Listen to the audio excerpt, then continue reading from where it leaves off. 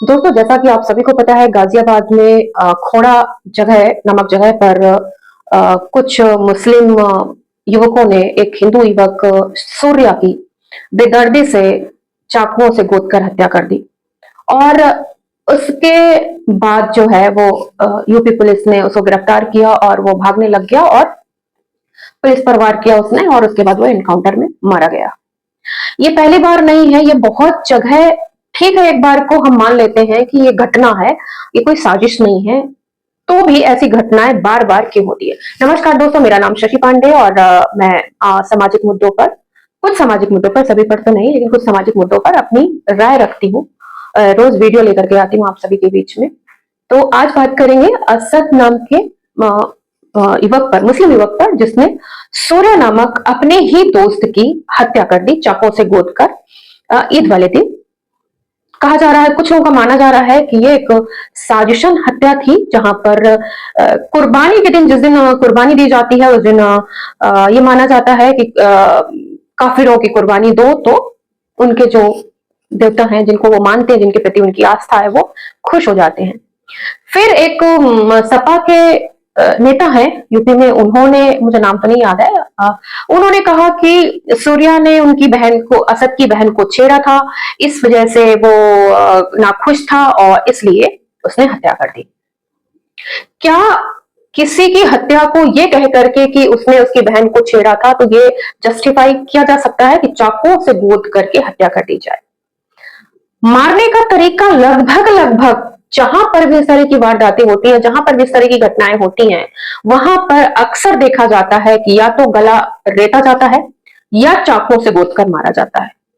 किसी और तरीके से मर्डर नहीं किए जा रहे। ऐसे जो मुस्लिम युवकों द्वारा जो हिंदू बच्चों के या लोगों की जिनकी भी हत्याएं की जाती हैं, वो एक पैटर्न है, सेट पैटर्न है, जिसमें या तो गला रेता जाएगा या चाकुओं से गोदकर मारा जाएगा।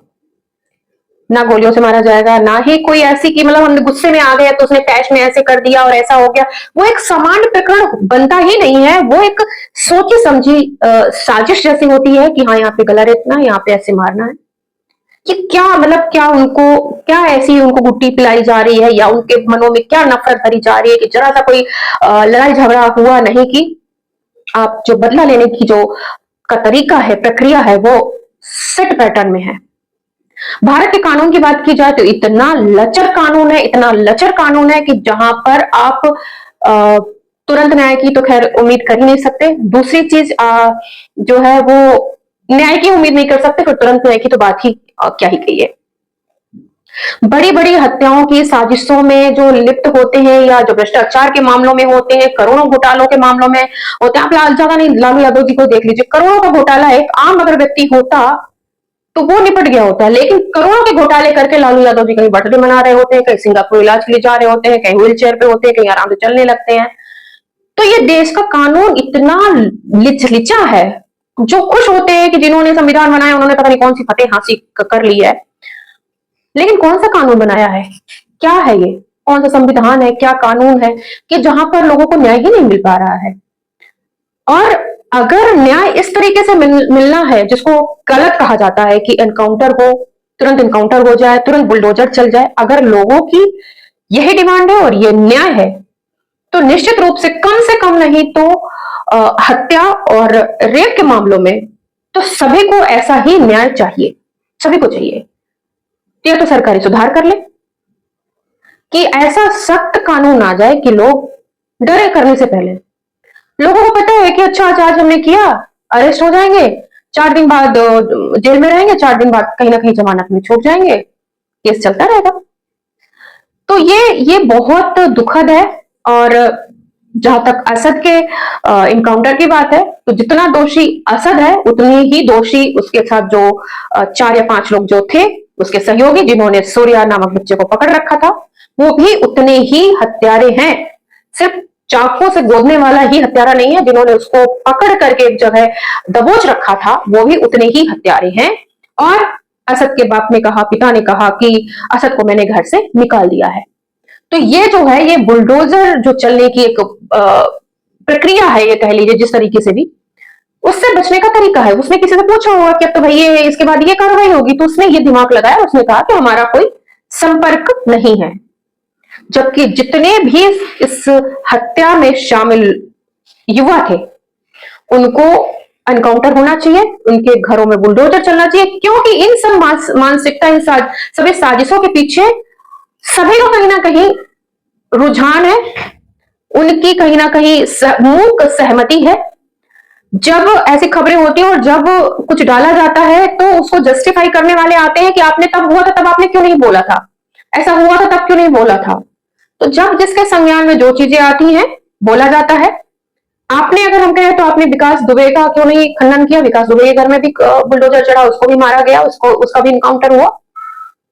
जहां पर गलत है वहां पे गलत है। ये हमने तो कभी जो भी हमारे समाज, कुछ लोगों ने हालांकि इसका विरोध भी किया था कि जो ब्राह्मणों को है ऐसा किया जा रहा है वैसा किया जा रहा है, लेकिन जो दोषी है उसके खिलाफ करिए, खूब करिए, और चाहे जिसके भी मन में आए बिल्कुल करना चाहिए। सोशल मीडिया में तो आप भर के देखिए कि जो इसको मतलब इसको इस एनकाउंटर को सही ठहरा रहे हैं वो भी कहीं दबाव में भी, उनकी तरफ के जो लोग हैं वो भी कहीं ना कहीं दबाव में बोल रहे हैं कि अच्छा ठीक है जो भी हुआ है ठीक ही हो गया, अब हमें क्या करना है। तो मैं कहती हूँ पहले तो ये सवाल ही नहीं उठना चाहिए, उन लोगों से क्यों पूछना है कि सही हुआ है गलत हुआ है। उनके परिवारों की राय थी कि राय क्या, मांग थी, और सीधी सी बात है उनका उसका एनकाउंटर हो गया तो उनका बच्चा तो वापस नहीं आएगा, क्योंकि वहां पर जो हिंदू परिवार होते हैं वो गिनती के बच्चे होते हैं उनके परिवारों में।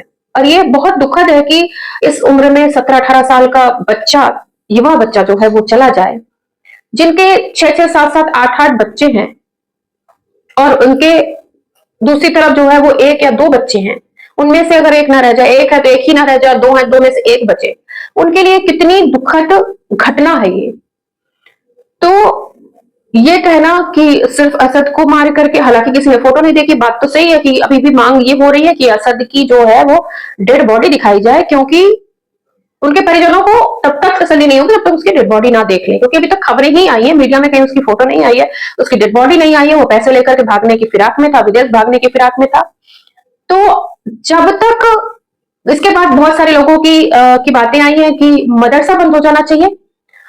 तो मुझे भी ऐसा लगता है कि मेरी अपनी ये राय है कि जहां पर कट्टरवादी सोच को बढ़ावा मिलता हो, निश्चित रूप से सरकारों को जरूर सोचना चाहिए। वहां पे या तो सभी धर्मों के जो टीचर है वो वहां पे एम्प्लॉय किए जाएं, या उनको खत्म ही कर दिया जाए। जिस तरीके से गुरुकुल खत्म है उस तरीके से मदरसा भी खत्म कर दिए जाएं, और सभी को समान शिक्षा, समान तरीके से जो शिक्षा का तरीका है वही सभी को मिले, ताकि जो कट्टरता बच्चों के मन में भरी जा रही है, उनके अपने समाज में के जो मौलवी हैं वो उन बच्चों पे भर रहे हैं कि ये ऐसा होना चाहिए, तो इस पे रोक लगे। और जो ये कह करके इस घटना को ढकने की कोशिश कर रहे थे कि बहन को छेड़ा था तो इसलिए ऐसा हो गया था वैसा हो गया था, कुछ दिन पहले फिर एक घटना, मतलब बात आ रही है कि फिर एक बात आ रही है कि कहा गया कि नहीं बाइक को लेकर झगड़ा हुआ था इसलिए उसके पिता ने कहा कि ठीक है मार दो। तरह तरह की उन कहानियां ला करके उसको जो है वो ढकने की कोशिश की जा रही है, तो जो कि ढका नहीं जाएगा। अभी कुछ दिन पहले तरुण खटीक की हत्या हुई थी उत्तम नगर दिल्ली में, वो होली के दिन हुई थी, और एक झुंड आता है और तरुण को घसीट के लेके जाते हैं और पीट पीट करके उसकी हत्या कर देते हैं। और उसमें भी किसी एक को मारा गया, नहीं मारा गया पता नहीं उसमें क्या हुआ। आप सोचिए कि जब कन्हैया जैसे लाइव जो मर्डर हुआ था उसमें कोर्ट ने उन जो हत्यारे हैं उनको छूट दे दी है, और वो जमानत में बाहर है क्योंकि सबूतों की कमी थी। आप सोचिए लाइव मर्डर हुआ है और सबूतों की कमी है, जिनमें कोर्ट सत्य संज्ञान ले लेते हैं कई बार, लेकिन कोर्ट को इसमें जो है वो सबूत चाहिए कि मर्डर हुआ है। तो ये देश का लचर कानून है जिसमें बहुत बहुत आज के डेट में बहुत सुधार की जरूरत है, जिससे कुछ देश में जो क्राइम है उसमें कम कमी आए और लोग सुरक्षित रह पाए। दोस्तों आप सभी को मेरा वीडियो कैसा लगा कमेंट करके जरूर बताइए, और अपना सहयोग बनाए रखिए। धन्यवाद।